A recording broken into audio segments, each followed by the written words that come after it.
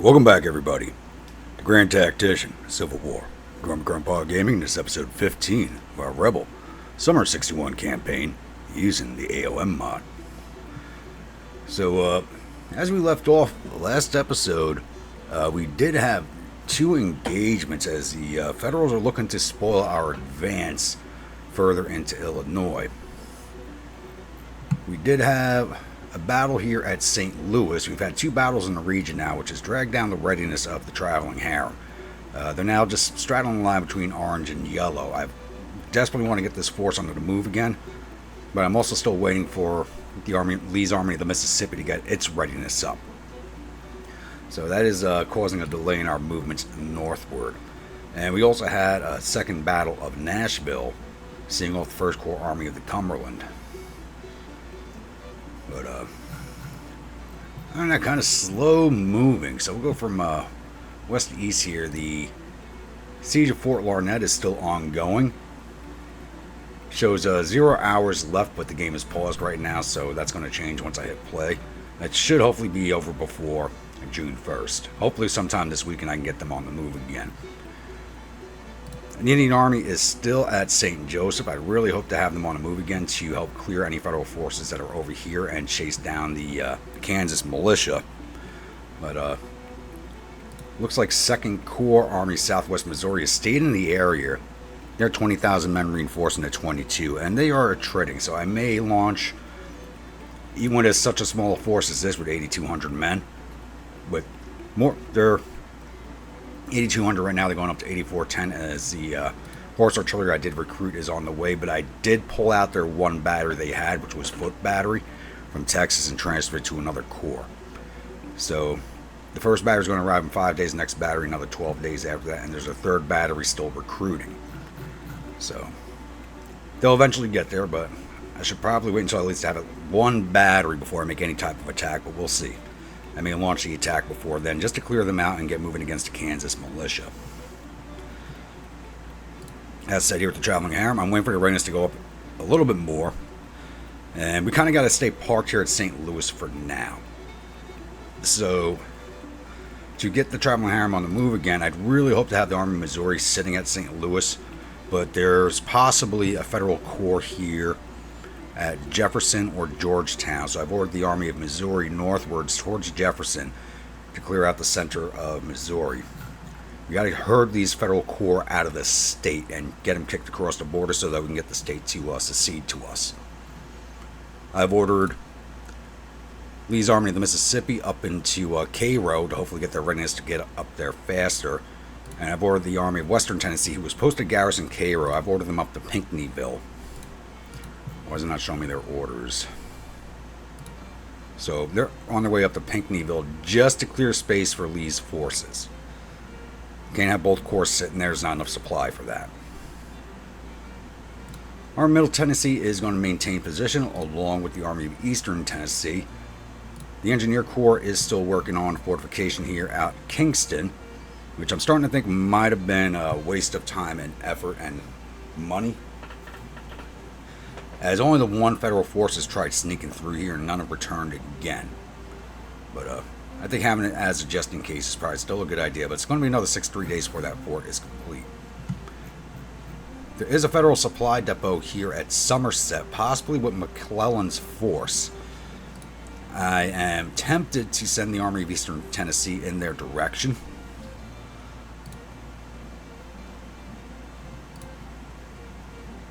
But they are not a very large force. Largest brigade being the Fort Oglethorpe sharpshooters. And a lot of these units still have mixed smoothbore muskets. We've just not been capturing. We've made a lot of large captures on weaponry, but not enough to cover our forces. So these guys are still poorly armed, so I'm kind of leery about sending them into any type of assault, especially when they're just kind of an oversized division in size. We have noticed some of the federal forces in the east here getting denuded of troops. So it looks like we have another attack coming in at Manassas. 1st Corps Army of Potomac, 16,000, 12,000. So some of these forces have really shrunk in size. So it seems to me they might be denuding the eastern forces and sending them out west. It's a possibility. There's also a lot of corps we can't see. But if that's the case, I may have the Army of Kanawha, which really has not seen any action at all this campaign thus far, to attack 2nd Corps and move north to Grafton and fully secure Northwest Virginia. It's a possibility. I'm still mulling that over in my head. And we do still have to clear out this federal force that's sitting here, the Army of New England, which is sitting just east of Richmond, but they've not made a single move since they've got here. They're just sitting there trading troops with no supply. So apparently my tiny raiding force here of 4 ships is just managing to keep them from getting supply. So I was hoping to send the Army of Potomac down that way, but apparently that's not going to happen. I probably could send the Army of Shenandoah real quickly down into the region. But we'll see. And as always, I'm still waiting for the ironclads to get fully built up. Wrong fleet.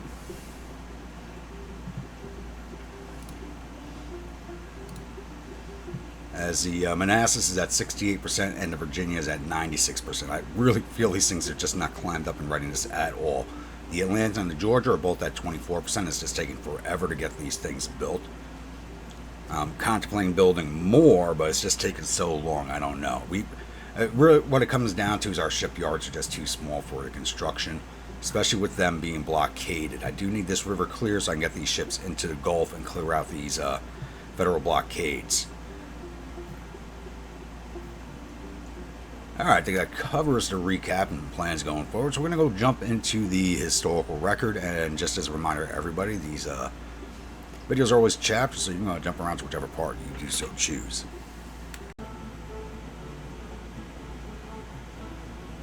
Diary entry. Corporal Zachary Williams, 1st Tennessee Volunteer Infantry, Wildcat Brigade. We've had 2 marked dust-ups along the old Mississippi, and it shames me to say our brigade has not performed admirably in either of them. In the former, our General Commanding maneuvered the entire body of our infantry into the enemy's rear. Through this maneuver, along with the postings and drunken disorder of some of the men within our division, left us to take fire from 3 brigades of Federals, rapidly forcing our withdrawal from the position. 1 in 5 men lost. A short time following this, the General Command attempted to march on the town of St. Louis, but was met by a Federal force of equal size.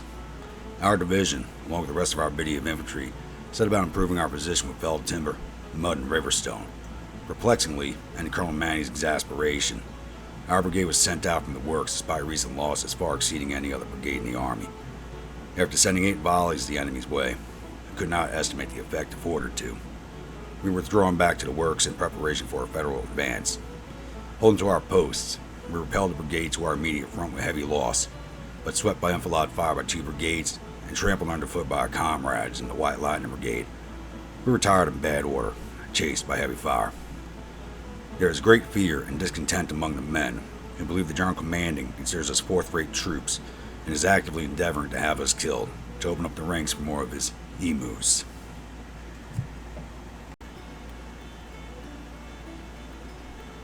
A letter to General Gruntpa for Colonel Emus Emuson, commander of the Emu Brigade, dated 11 May of 1862. General Gruntpa, today I had the most unpleasant meeting with Colonel Manny of the Wildcat Brigade. He started blaming us, and mostly me, for his brigade's lack of morale and battle fatigue, portraying us like we were always placed in the best and safest position on the battlefield. General, I must sincerely say that this accusation makes no sense. My men bleed and die on the battlefield like everyone else in our division. Cluck him and everyone else who tried to diminish our bravery.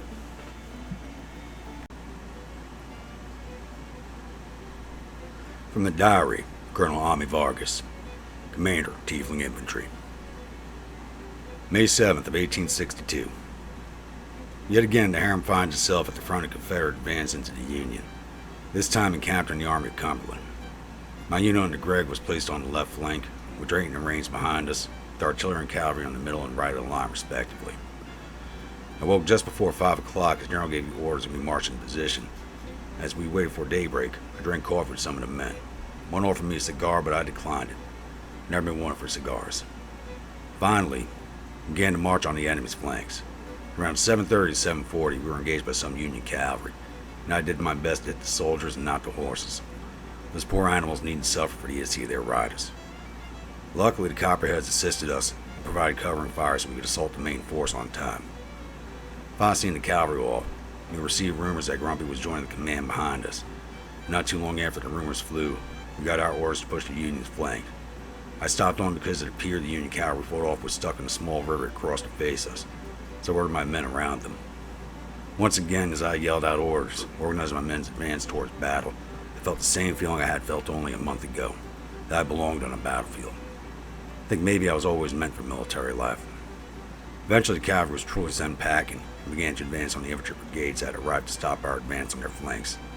Soon we sent the bastards running back to their pitiful trenches, and our men had let out cheers. But I knew the battle wasn't won yet. Even the Union does not give up without a fight.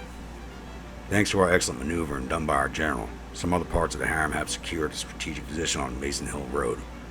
Under orders from General Gruntpa, I let a few squads of skirmishers take out a Union battery situated on the tail end of their trench we had flanked. I wished Keen Bren luck as he marched with the skirmishers, leading them ahead while the brigade rested up and reorganized itself. At around 11:30 or so, Keen Bren returned having successfully defeated our artillery. Around 12:15, we received our orders to maneuver to the side of the trench line to provide more cover and fire as we advanced on the cavalry with almost no reaction to our movements behind them. However, it would seem that the second we advanced, the Union finally made its move. Almost like a wave of samurai, they charged at the lines. My unit could see them approaching with Georgia regulars just over the horizon, see the Wildcats being engaged. Pretty soon, even we came under fire from Union troops attempting to counterattack us. With the Copperheads out of sides, they were no match. However, sadly, a stray bolt would strike Keen in the side. He fell only a few feet from me. I offered what medical aid I could, even ripping part of my right sleeve to form a makeshift bandage on the wound as I shouted for a medic. A minute or so later, a medic would arrive, and I told Keen I ordered him to stay alive before I would let off another shot of my rifle, pushing forward. Even in a moment of battle, all I could think of was Zarkev. Keen's fate had been his, doing everything right and following orders just to survive only a few minutes more. Finally, the infantry began to run for the hills, and as we looked to our left, we saw a horde of blue uniforms rushing out of the trees, seeing nearly every part of the line firing off volley after volley. We received orders to continue to wrap around, moving to the front of the now empty trench line, almost encircling the enemy. Soon the rain from a nearby storm began to fall on the battlefield, and we heard the Union boys yelling out retreat as they ran for the hills. Once again, traveling harem, as our general calls it, had scored a major victory over the Union. An estimated 20-23% of the Union army becoming casualties. Tiefling Infantry lost 22 men, had around 120 wounded and 30 men missing in action. In return, we sent 356 Union boys on a one-way trip to hell. All in all, a successful day. May 9th, 1861. Seems the Union is desperate to stop the advance of the harem, as the First Corps arrived at St. Louis in an attempt to push us back south. Gregg's division is set up in the forest north of the northern road to the Daniels Point. We were set to hold. The day had almost ended by the time the harem was fully set up in its defensive positions, and it's likely battle won't commence until tomorrow. There's some good news to end off the day, however. Keen's condition is seemingly stabilized. It seems my husband's closest friend won't share his fate yet. May 10th, 1861. We spent most of the early morning building ourselves some breastworks to take cover, singing songs as we worked. It was around 10 o'clock when we received word that Union force had finally been spotted on the southern road, and it was confirmed when we heard our glorious artillery battery begin to open fire. Then we saw something that befuddled us. A Union regiment began approaching our position. Were they stupid? Did they not see thousands of Confederate men hold up behind wooden walls and think, "Yeah, come on guys, we can beat them in time for supper"? The Swedish Sheps and Copperheads would open fire from the moment they were in range, and we saw the Union run for our lives after only a few volleys from them. Soon the Union would attempt to approach from the north of our line, and General Gruntpa dispatched me to head them off. Me and another soldier made a bet before we were in range of the blue coats. Whoever got more kills gets a coffee from the loser. Although that soldier beat me fair and square, I still argue that a headshot should be worth more extra points. Soon they were on the run. While I tried to chase them down, their guns outranged ours, and it'd be a fool's errand. Soon some of the men further south in the line began telling us the main Union force had finally begun showing itself. It was on a fast approach to the Wildcat Brigade. By the time it was around 1 o'clock, it seemed like every part of the line except for us under Greg's command was in contact with the Union and fighting them off. I silently hoped General Grumpy would send us in order for Greg to advance south so we could join the action again. Sadly, the order came so late that the Union had all but left Manila by the time we had arrived at the scene. In the end, we sent another batch of 221 Union bastards, 6 feet under.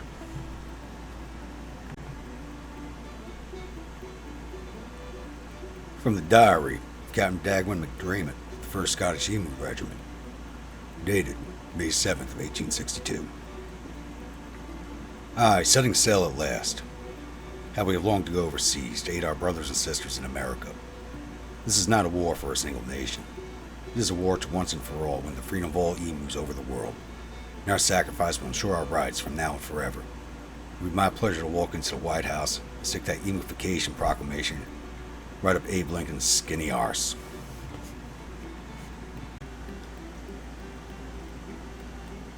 From the Journal, the General Grumpy Gruntpa, dated 12 May, 1862.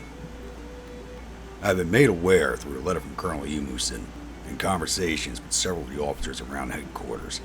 There is some discontent starting to ferment within the ranks. Colonel Manny of the Wildcat Brigade seems to be blaming his unit's perceived poor performance on his fellow officers in other brigades. I've asked much of them in a few battles we have fought in a short time since this campaign has started, and they have performed those tasks admirably. I do believe I am partially responsible for this current state of affairs due to some things I have said during the heat of battle, but his brigade's readiness and morale is on him. We have been lucky thus far as the federal fighting men have shown they are willing and able to fight, but they have been poorly led, and that has been our greatest advantage. This cannot remain so for much longer. I have made the decision to ignore the issue of the officers quarreling among themselves until a later date, in the hope that they can put their differences aside when necessary. I have other matters of more immediate concern.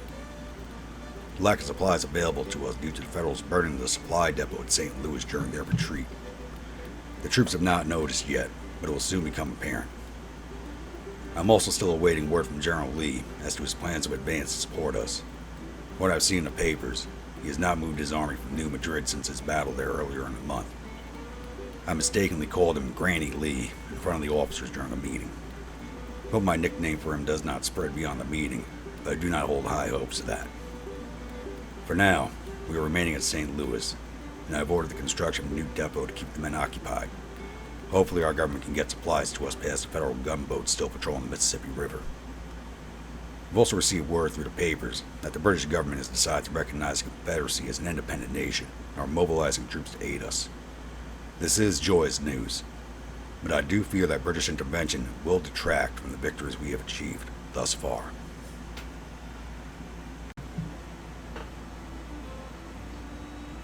Once again, thank you to everybody who has submitted diary entries, letters, newspaper clippings for the historical record. And actually, this time around, I did throw my own 2 cents in there.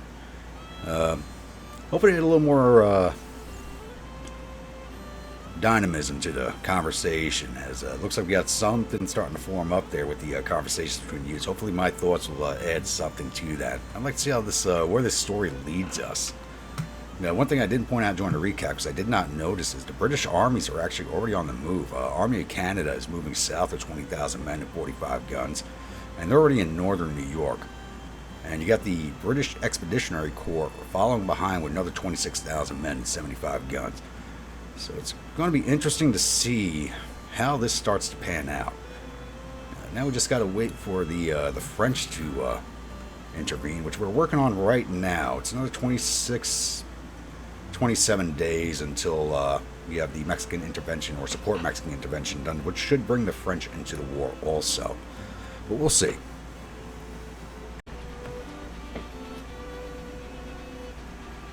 Alright, I've only moved the game not even a few hours, just went through an overnight session here, and I did call up. 2nd Corps Army Southwest Missouri is back at St. Joseph looking to take on the Indian Army again.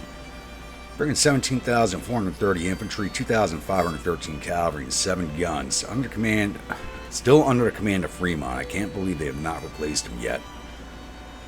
And we're defending with the Indian Army under Albert Pike with 8,214 riflemen and no guns this time, as the batteries have not arrived. I was hoping they would wait 5 more days before they attacked us, because that's when the first battery arrives, but that was not to be. So let's go jump into this one. Welcome, my grunts, to the second battle of St. Joseph. So we're actually on the Cobtown map, which I do kind of like. It's a very open terrain map, so I do actually like fighting on this one. So we're defending Iraq here on the new stage road, just east of the stream bed here.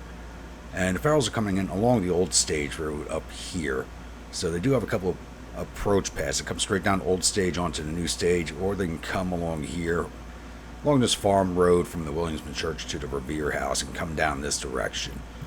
So I have it set up where I have Wheeler's Texans along the main road here. Actually, let's kind of center that. I didn't mean to move everybody. I'll fix that. So the Wheeler's Texans are going to sit here. Van Dorn's division is going to be up here. And I'm going to leave Sibley in reserve with his 3 Indian regiments, as they've done majority of the fighting for the last 2 battles that this corps has been in. So I'm going to leave them reserved this time around. Hopefully the Texans will take the brunt of it this time, but we'll see. So I'm going to get that all reset up, but you saw how I'm going to have it laid out. So 6:15 in the morning, Federals will probably be here in an hour or 2. This is not a big map, so it shouldn't take them too long to start reaching us. So I'm not going to bother trying to build any type of entrenchment.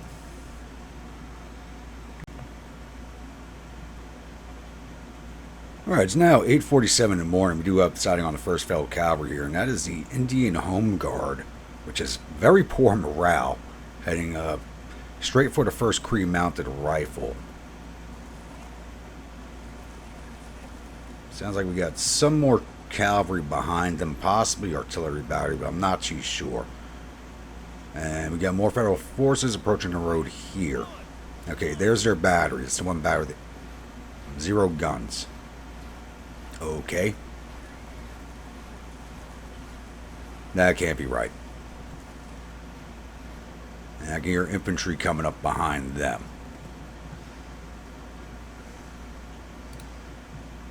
So these guys go away after a volley or 2.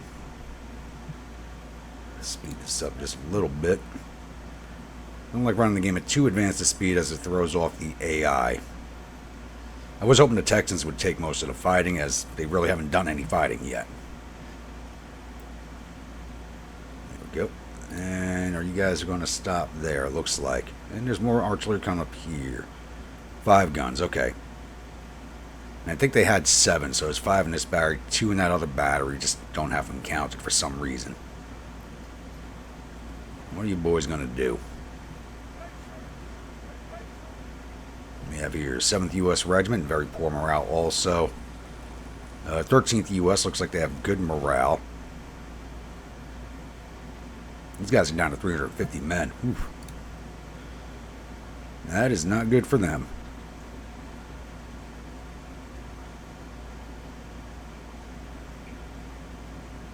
Yeah, they're riding forward again. Not the best idea in the world.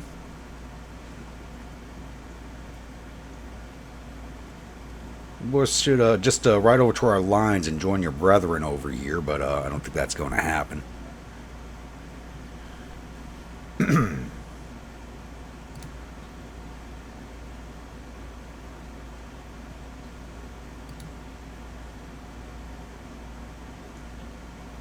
Wait, why are you guys mounted? What the hell's going on here? I got some type of glitch going on. You guys should not be mounted.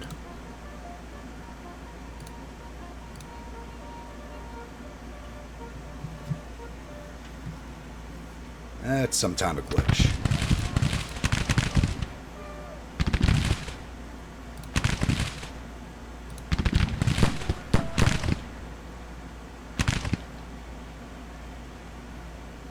Not a very good opening volley, but guys were still moving around because of this glitch. I don't know what the hell happened there.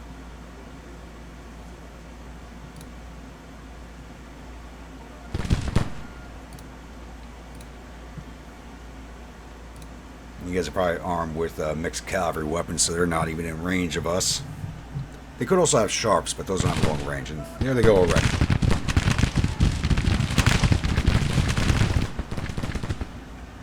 They did not hang around very long. Whitey, go get me that battery. I'm feeling the rest of their forces coming along this way.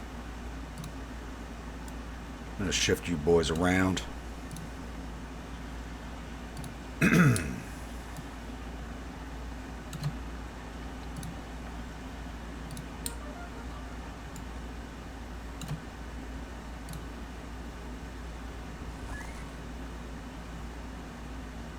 Yeah, I don't hear anything else approaching from that direction, so it's just the Indian Home Guard and the one battery.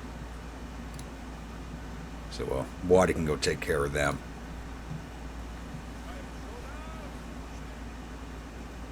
Yeah, it's going to be a very, very short battle if this is what they got coming at us. Where's the rest of their men? They got 22,000 men. Where are they? I mean, they're still strung out back here, but they should have orders to stand still and mass up. But it is Fremont. He's not shown himself to be a very good commander the last few battles. What, are you on the move yet? There you go.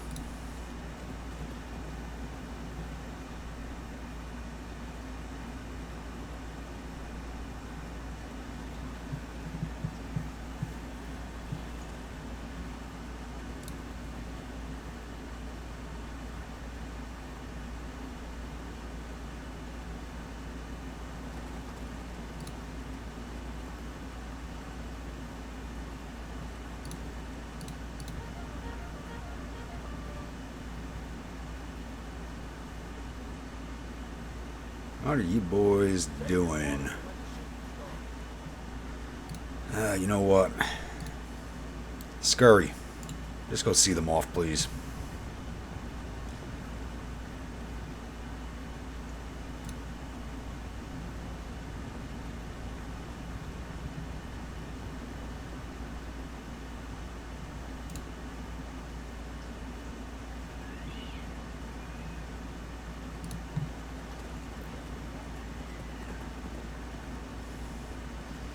These men shouldn't be on the field. They shouldn't be leading any type of formation with their morale looking like that.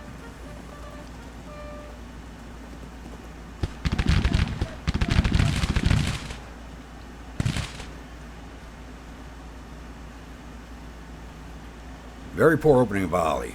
I think these guys really haven't seen much action at all. I think most of the casualties have been from attrition.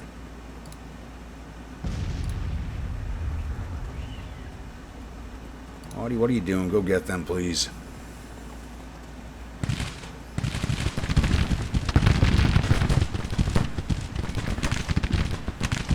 Never mind. Macintosh dealt with it.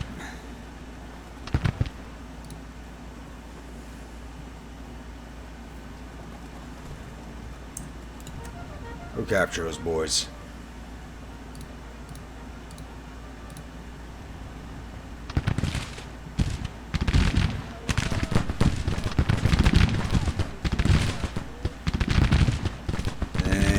Just keep marching through the musket fire, just like that. It looks like this regiment's going to get wiped this battle if they keep up like this.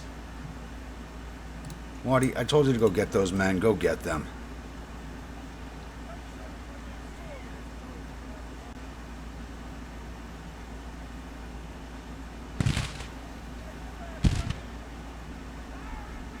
There's the 7th U.S. Let's turn on that battery while we're over here.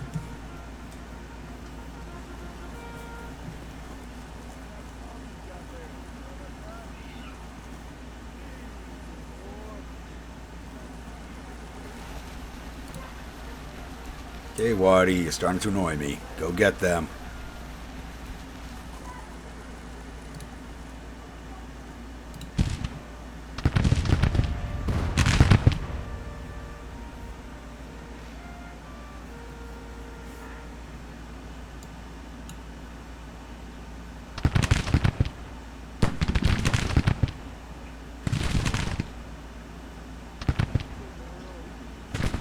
Looks like there's really not much going to be happening for a while yet, so I'll pause this here.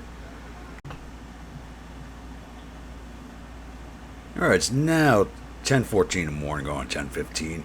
And we do have more of the federal forces side. I actually did have more of them sided, but Waddy did make it to the other side of the stream, so I did recall him.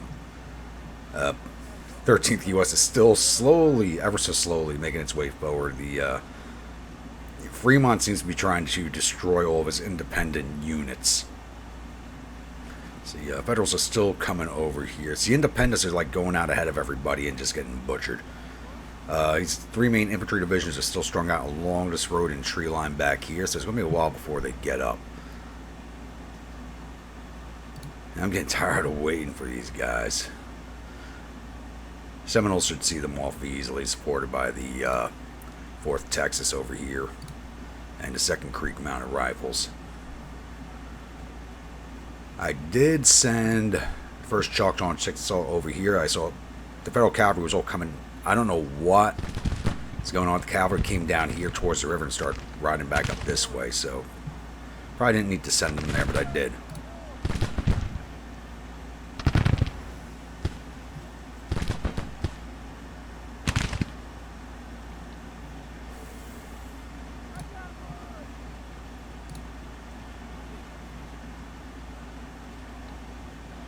How was that opening volley?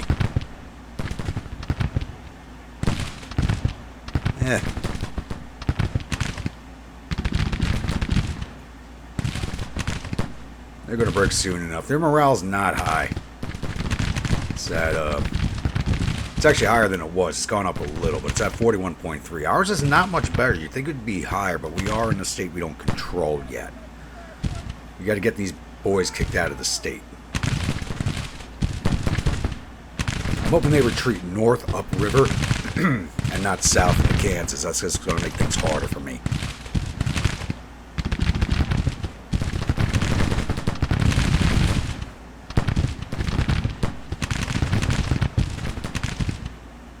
Oh, they actually hung in long enough to get a volley off.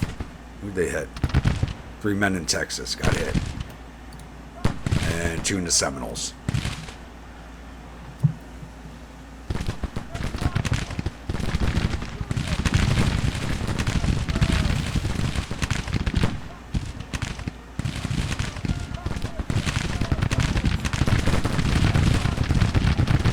There they go. I would love to know what they are doing.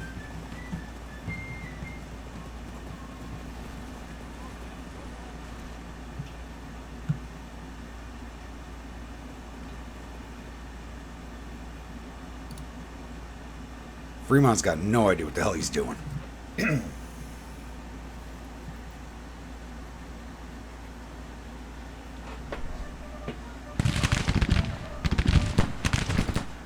Is that 5th Texas mounted?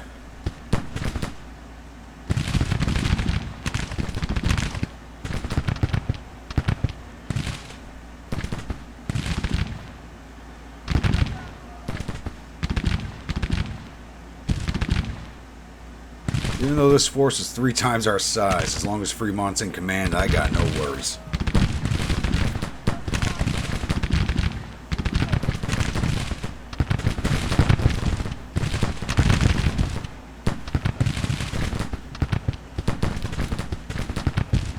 Can you fire over their heads if I put you over here? Never thought of doing that before. I know the fire over laying down, man. I wonder if I can fire over their heads while we're mounted.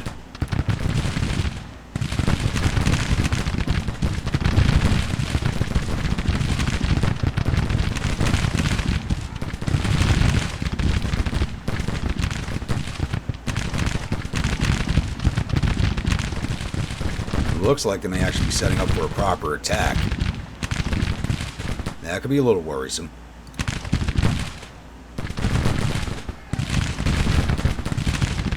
And they're glitched out. That's not good.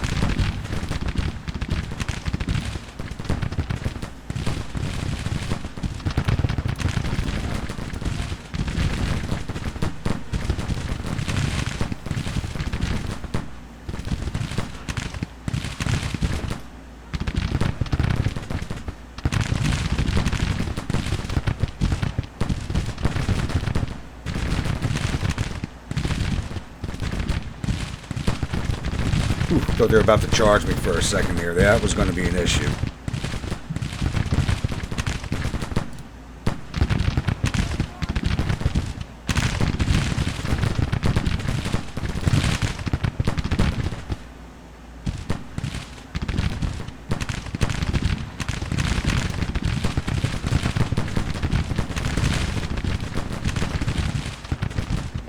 Looks like they're trying to ignore the Texas division.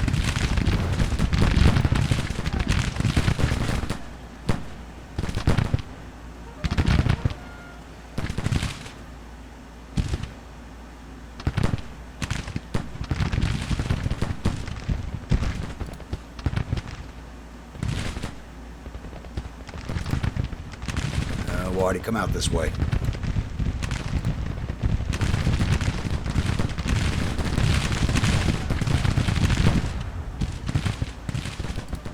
Oh, leave your flanks open to me. Please do. I will walk all over that flank.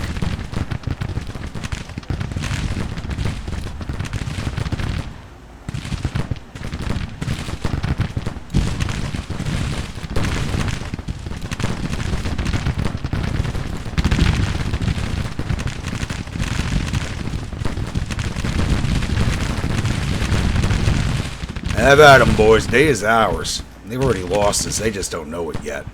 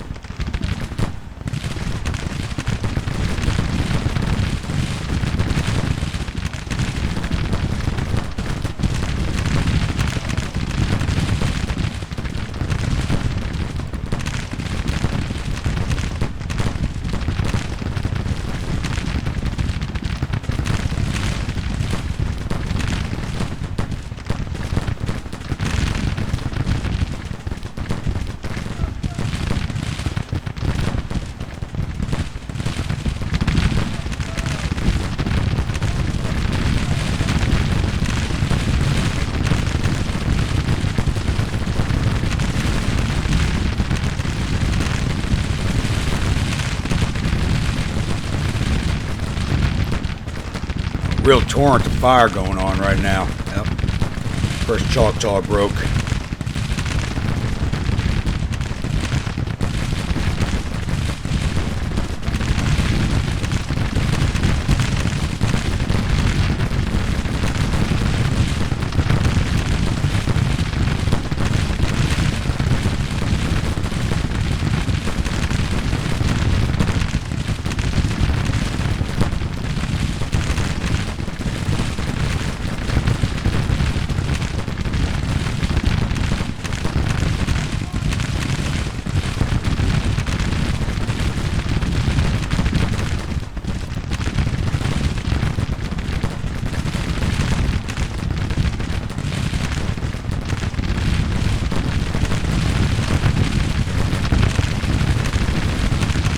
And those boys pushed right in on Stanwadi. They're about to break. Withdrawal orders should be going out here soon.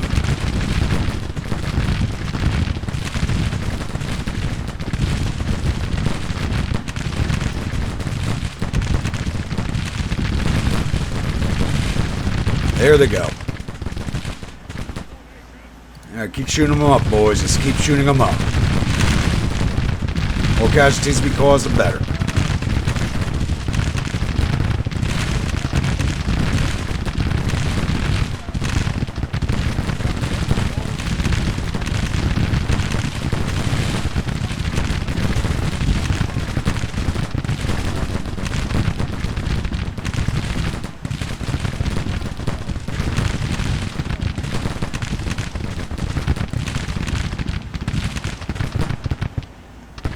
boys are just standing there. Okay. There they go.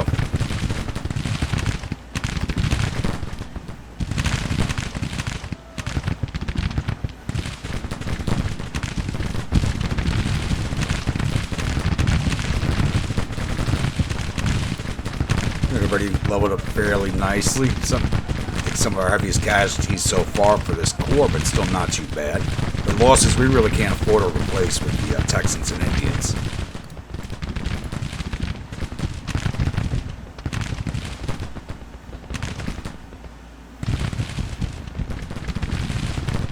Come on, first Cherokee. Show these Western sharpshooters who are the better shots.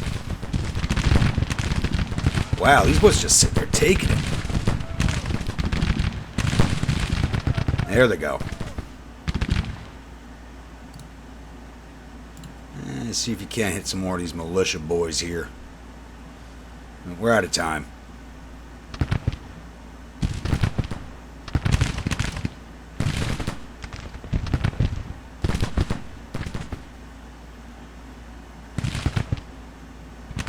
That is it. Let them go, boys. Let them go.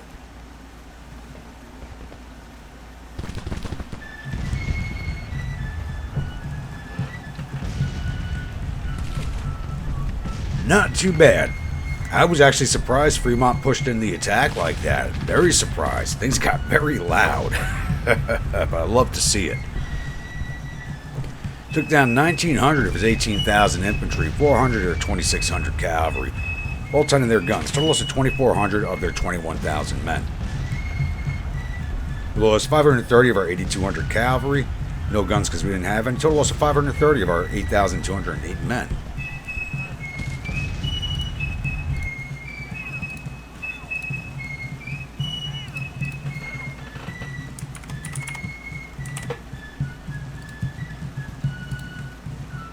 Alright, let's go through the paperwork. We didn't take anybody wounded, did we? Check that first. Nope, alright.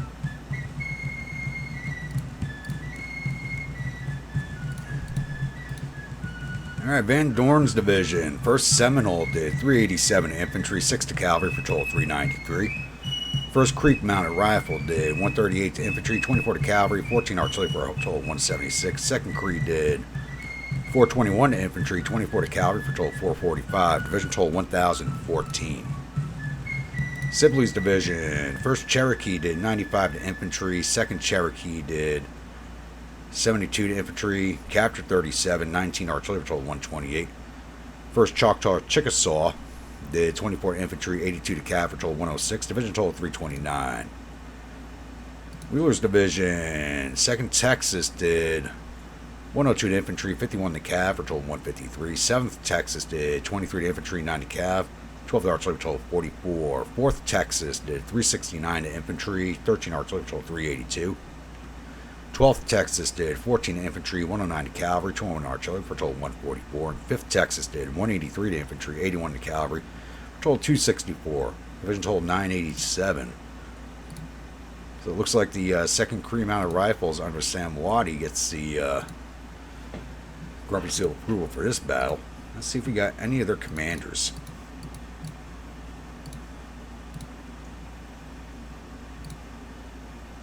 Division with no troops in it. We killed Colonel Lind of whichever, that looks like the 7th Infantry Regiment.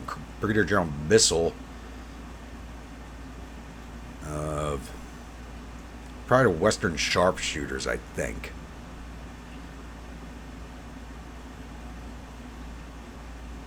You got these two units mixed up here. Oh no, there's Western Sharpshooters. That's the Engineer Brigade or the Engineer Regiment.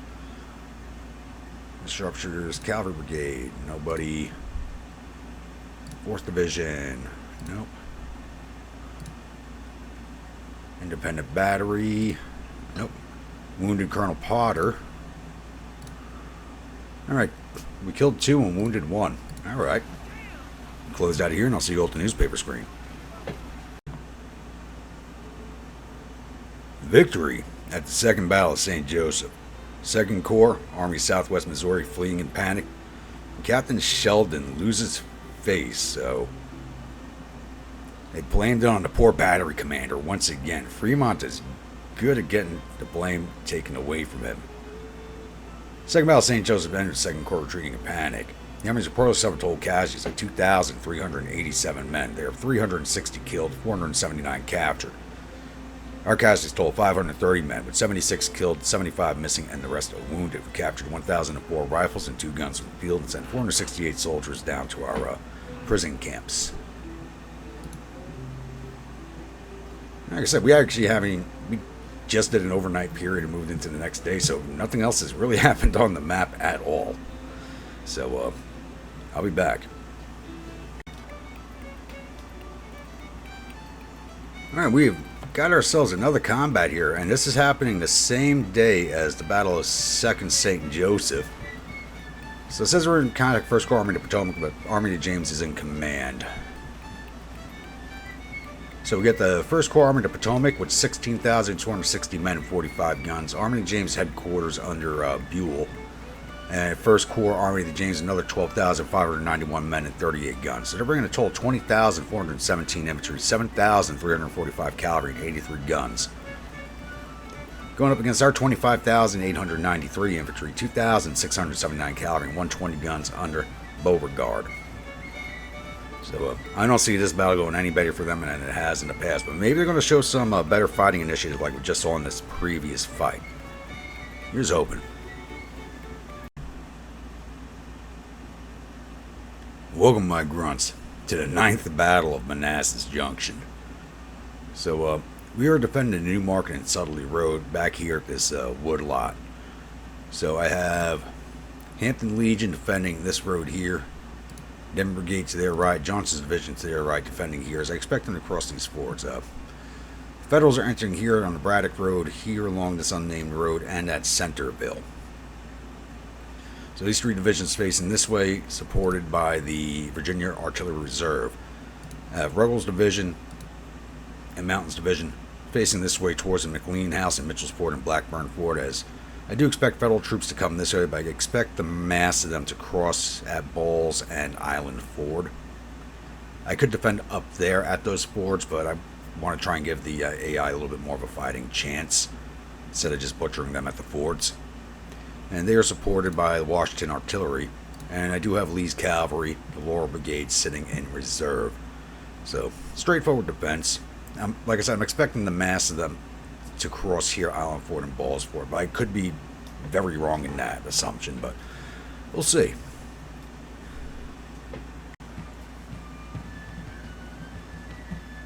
Alright, it's now 14:30 at day 1, and we do have the 1st Federal sighted, and it is the Irish Legion of the 1st Corps Army of the Potomac. The 1st Corps Army of the James is not on the field yet, but they will be arriving soon. About another hour or so. That time on those papers is always a give or take. And these guys are just marching down the road on their lonesome. Oh. But the rest of the forces are back here, and they're still spread out all the way to Centerville.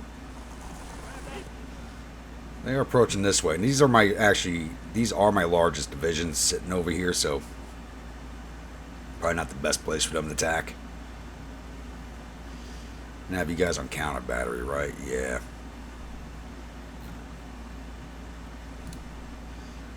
I'll just leave them on counter battery until their guns show up. The Richmond Howitzers and the Alexandria Artillery can plug away at them for now.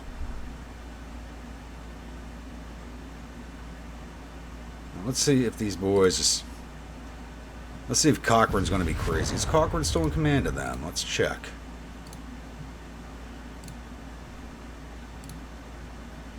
Yeah, Cochrane's still in command.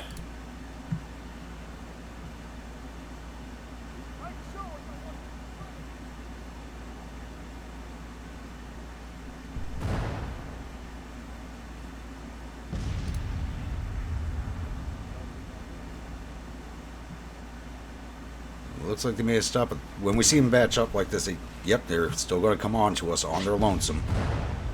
There's some Federal artillery showing up. 5th U.S. Battery A, 4th U.S. Battery C. Keep coming, boys. We got a hot lunch for you.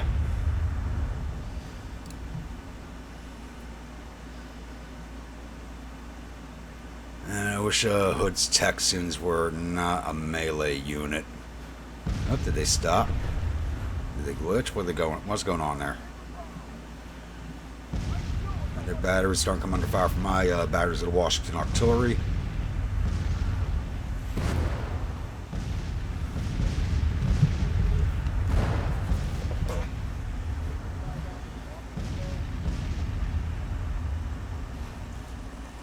Yeah, they're slow stepping now. They know they don't want to keep going forward, but they are.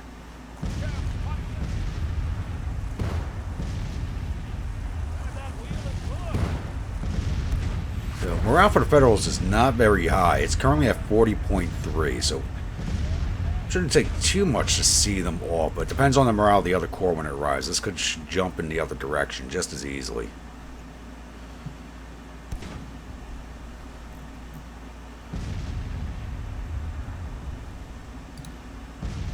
You guys have barely done anything to level. They're down to 3 guns and 34 men. That is not good.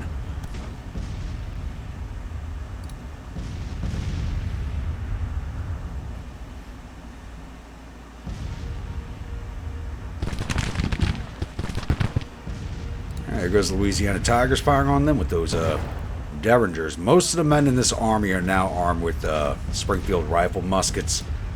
I think Hood's Texans and Louisiana Tigers are only 2 units that don't actually have Springfields yet. All the captured weapons have been going to this army thus far.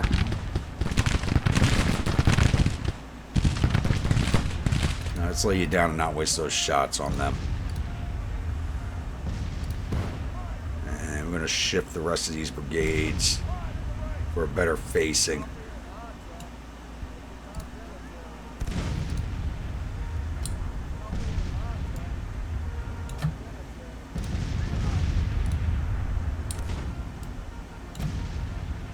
Just in case.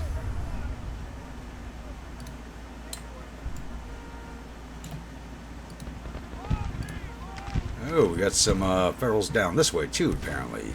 Just heard some firing. Federal cavalry. Right, they sent their cavalry down this way, but no infantry. Ooh, they just took a big hit from Washington Artillery Battery A. Who was that? 1st Vermont. I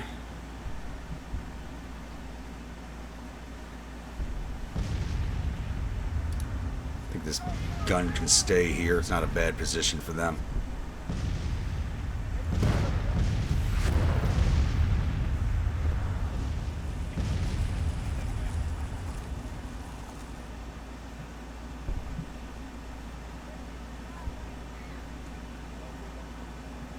That's a lot of horse meat. Looks like we got horse meat for supper, boys. 1st Connecticut, and who else is behind 1st Mass? Yeah, they only sent the cavalry this way, it looks like, but that other corps could still come this way. This is really the approach route I expected them to take, was over here and come across these fords.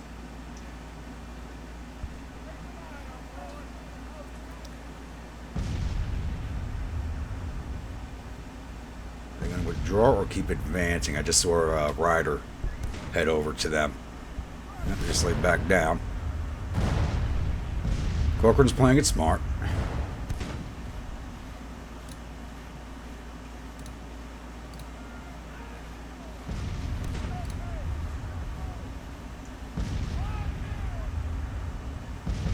And there's another dispatch rider just arrived, and I'm about to break these batteries already.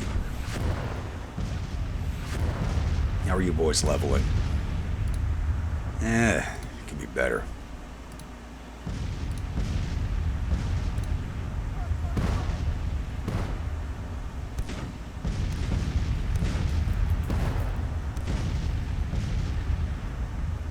What are you firing at?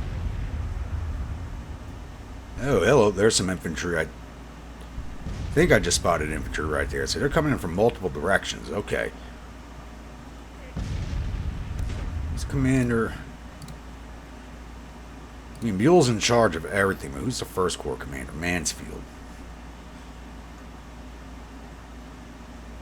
How does Buell have more experience than Mansfield? Buell hasn't fought any battles. Heh.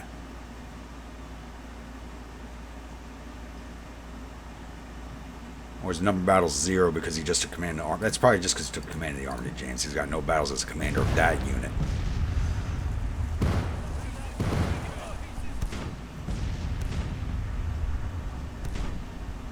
Yeah, who do we got here? 1st Brigade, Washington Reserve. Washington Reserve. Okay, that's a own separate division.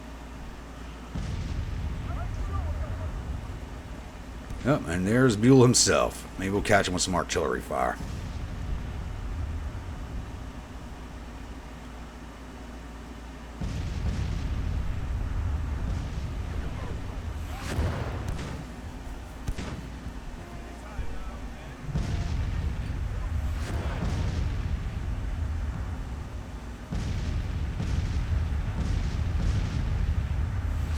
I think Corcoran keeps getting orders to advance, and he's saying screw that and just keeps laying his men back down. I don't blame him.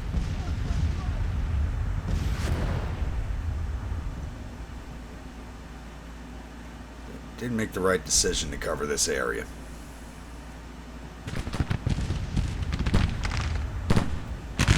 Cavalry approaching here.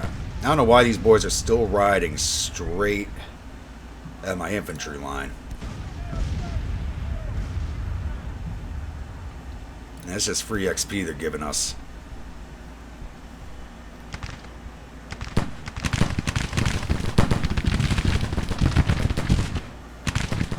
And free supper.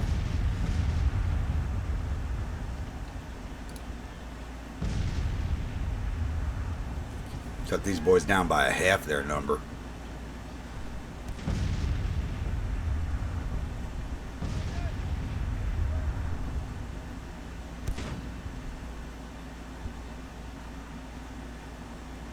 First Pennsylvania Independent Artillery. Virginia Reserve, go counter battery. The line batteries can handle firing at the infantry.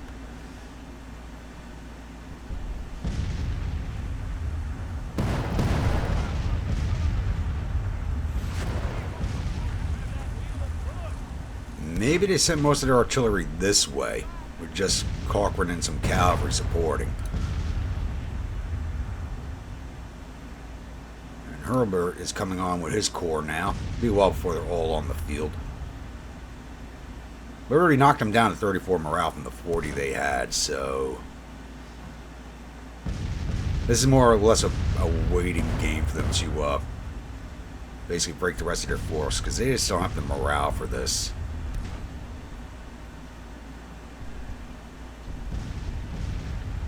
Especially where their single brigades are. That's a problem with the AI in this game. When you actually have like divisions and set divisions and stuff like that, they do perform well the way they're supposed to. When you have the independent units, it's like first Manassas, like every battle when you have these independent brigades. They just send them at you one brigade at a time. Or one regiment at a time. Kind of like they did at first Manassas, because nobody knew what the hell they were doing.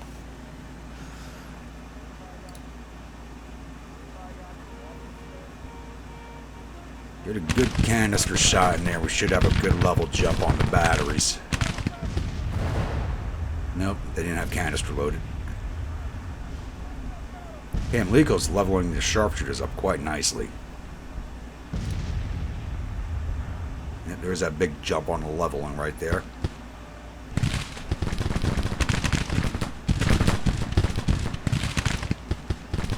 There they go.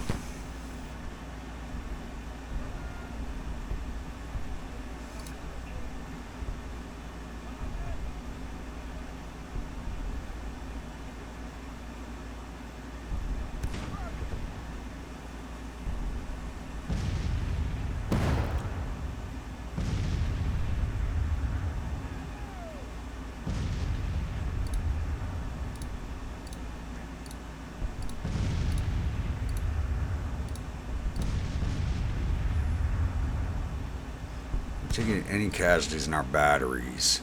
0 so far. Are they firing at these batteries? Who are their guns firing at? Because they're not hitting anybody right now. Firing at my infantry. That's why. Okay. No, as long as they're not firing at the batteries, I think it's all good.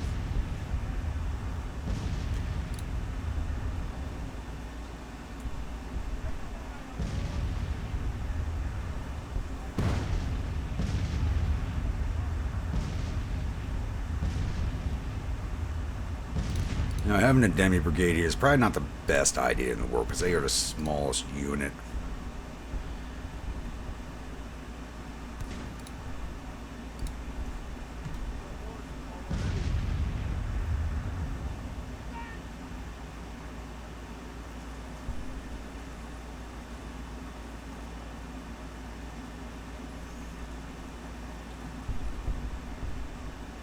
Gonna be a while before anything happens over here. There's still, you can see that dust trail back here. They are well strung out.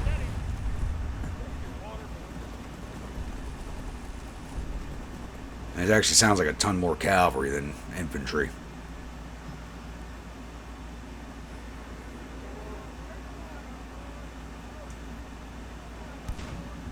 Are you not firing? Why are you idle? Oh, because you're trying to face the cavalry, that's why.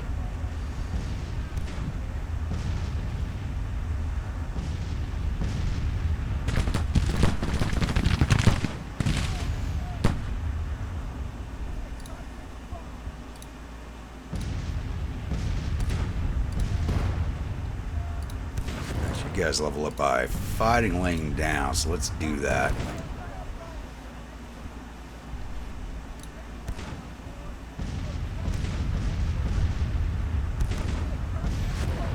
Trying to turn the demi brigade into a full light infantry unit. Just gotta get this brigade. Actually, I should probably just transfer the Tigers into them and transfer the Fort South Carolina to another unit. Yeah, that's what I'll do after this bout, because that other brigade is already a light infantry unit, so they're gonna be a light division. I can run them around the battlefield without them getting tired.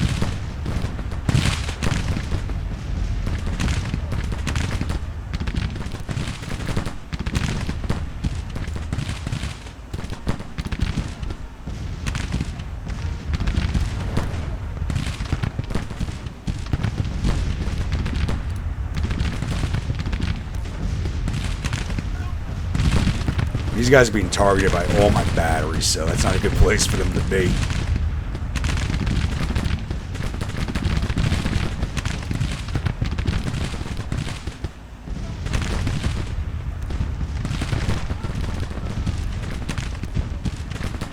I think they just realized they don't want to be on that part of the line. Hello.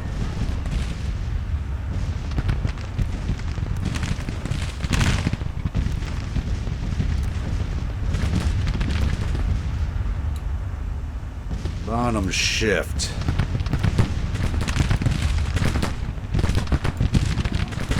Coke shift.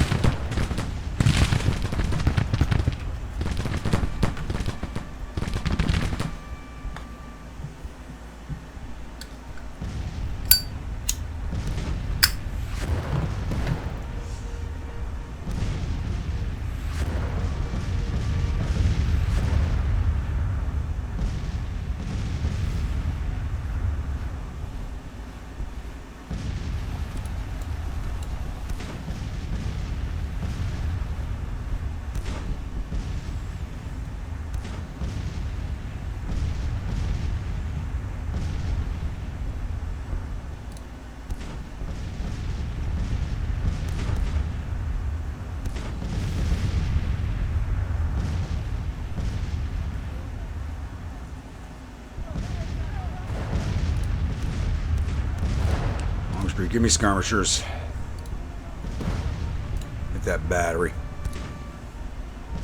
Coke, same thing. Give me some skirmishers.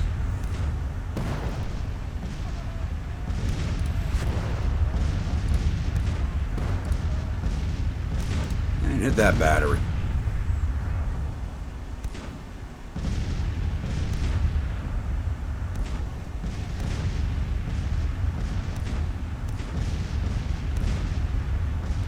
AI is trying to find a weak spot. This is interesting.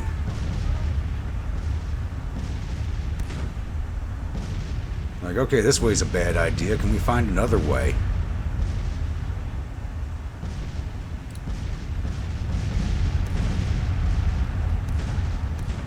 He just retreated through Bonham's brigade.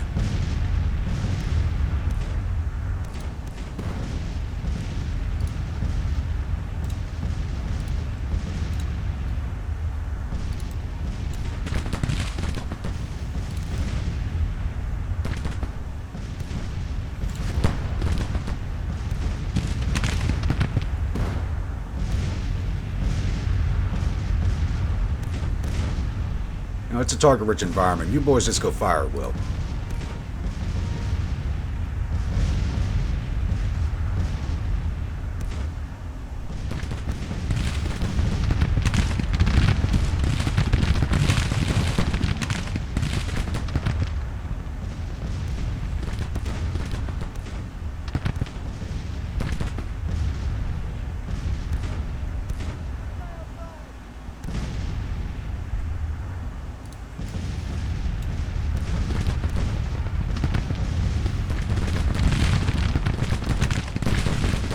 They're about to march into Bonham's range of fire. I'll have Coke move on their flank and just see them away very quickly.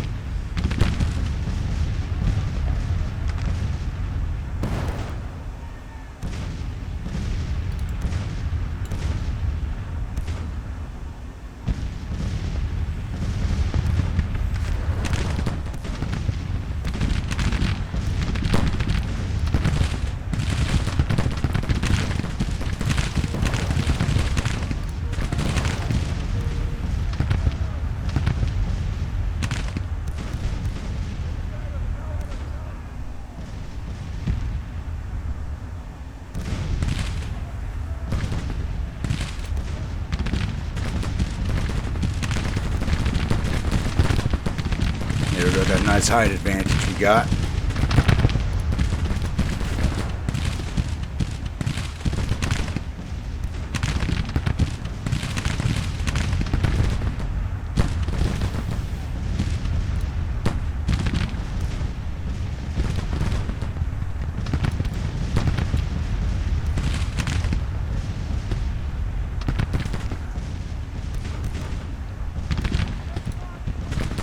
Bonham, give me some skirmishers, seal off that battery.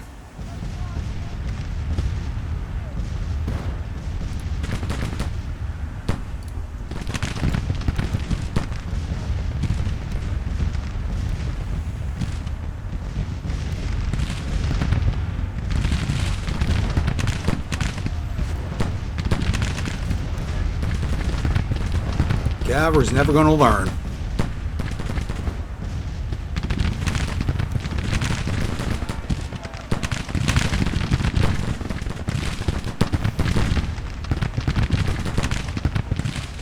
Buell's just throwing away his cavalry.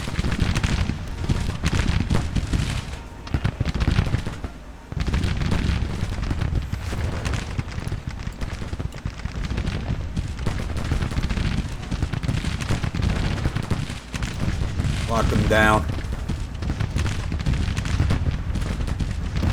To show this brigade the error of their ways.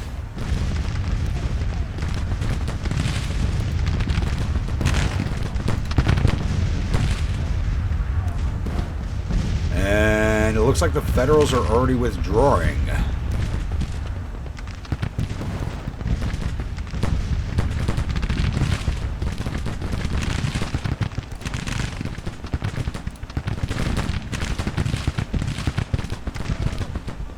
I do believe they are withdrawing.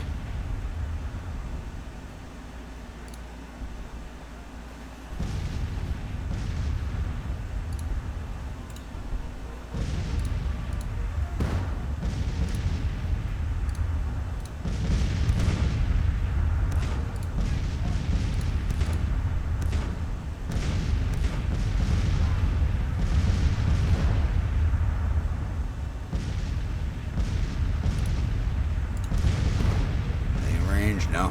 Alright, just hold. I managed to get a volley into him. Okay.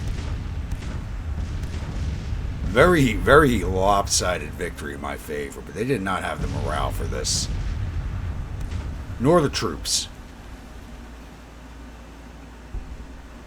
Not a very bloody battle either. At least not for me.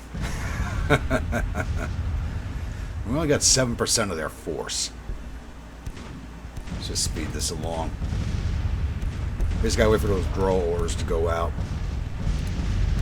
I know I sent you halt orders. Oh no, I sent these guys halt orders.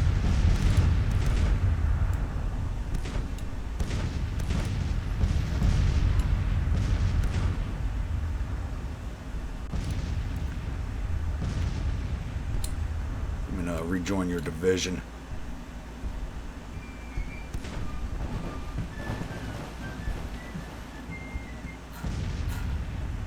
They're leaving. It's just a matter of time. So I won't hold you all here. I gotta wait for them to exit the field. You can already see them starting to leave on the alerts there.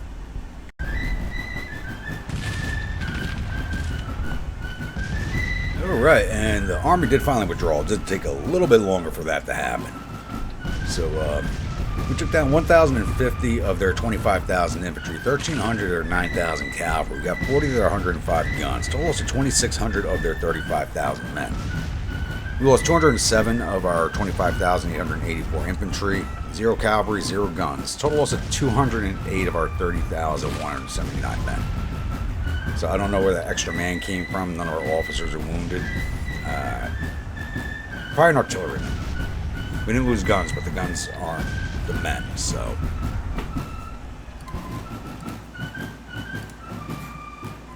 I'm not going to go through the combat numbers for this battle. We're just going to take a look and see if we got any of their commanders. We didn't lose anybody.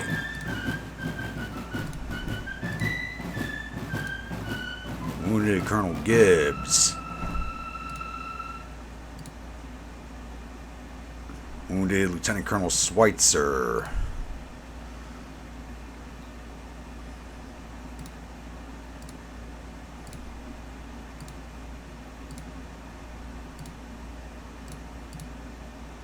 Now I don't think that James came within distance of us. And we got 2 of their officers. Could have done better than that, but they didn't really. Figured we would have gotten a lot more of the cavalry officers the way they advanced into my gun line there, but it is what it is. I'm going to get closed out of here and I'll see you all at the newspaper screen. Victory at the 9th Battle of Manassas Junction. 1st Corps Army of the James, 1st Corps Army of the Potomac in retreat. And it looks like they blame the loss on the poor old lieutenant colonel.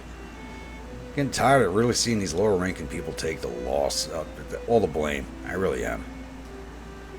Not about Manassas Junction and with the enemy army of James retreating. The enemy reportedly suffered total casualties of 2,579 men. There were 554 killed and 493 captured. Our casualties totaled 208 men, 47 killed, 23 missing, and the rest wounded. We captured 933 rifles and 11 guns from the field and sent 395 soldiers off to our prison camps. And it's still May 21st. We'll get this battle rolled off and kind of wait for the end of the day to approach. It looks like 2nd Corps Army of Virginia is approaching. How many different armies do they have operating in the area?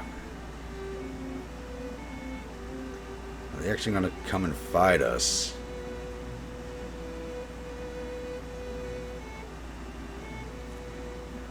Yeah, they're coming on with 17,000 men. Not going to be anywhere near enough. But end of the day now. It's 18:30 in May, so they're going to camp soon, I do believe. Here's our Potomac headquarters.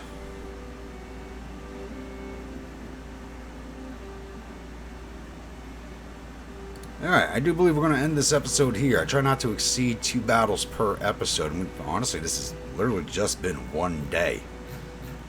One day. What do we got here? Department of Ohio, 3,300 men. Nah.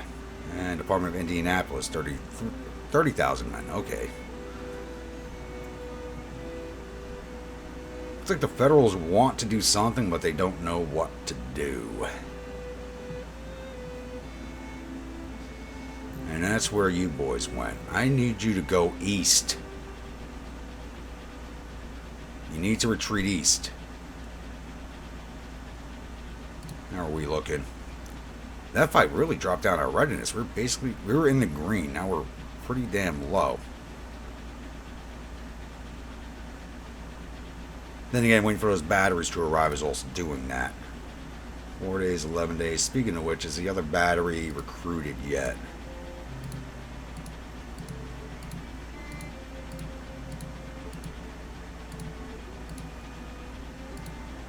Look past it. Engineer Corps, there it is. No, they're still 29 days away from recruitment. Okay. But the Legion of Florida men is ready to go. And I think I was going to put them in the Army of Eastern Tennessee and disband a weaker unit, but all these units are pretty high in strength. Who's got a weak unit?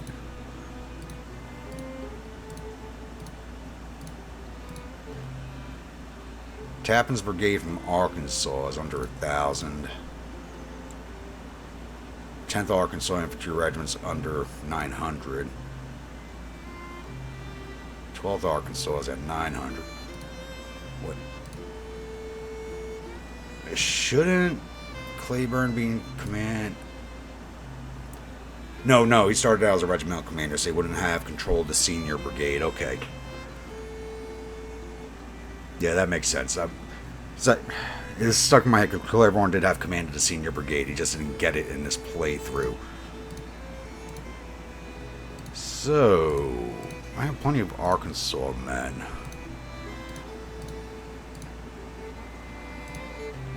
th Arkansas, you're going to fold into Tappan, which is going to free up Claiborne for another unit.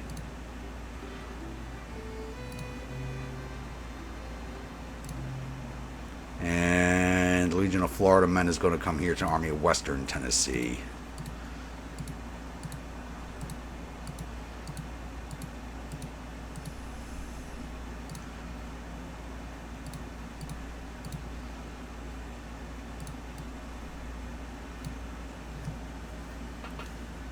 Well, maybe the Army of Kanawha needed them more, so I might have them push a small offensive to take Grafton and Wheeling. But they're not a big force, it'd probably be a fool's errand. Yeah, 29,000 men to their front. And this is not a combat-hardened force, so probably not a good idea. Alright, I do believe we're going to end this episode here. So once again, if you're a new viewer, return viewer, you're not yet subscribed, please think about hitting that subscribe button. If you do, remember that bell icon so the next video comes out. Follow along in the series and you're enjoying it. Don't forget to bayonet that like button, butt stroke that comment section. And I will see you all in the next episode. Stay grumpy.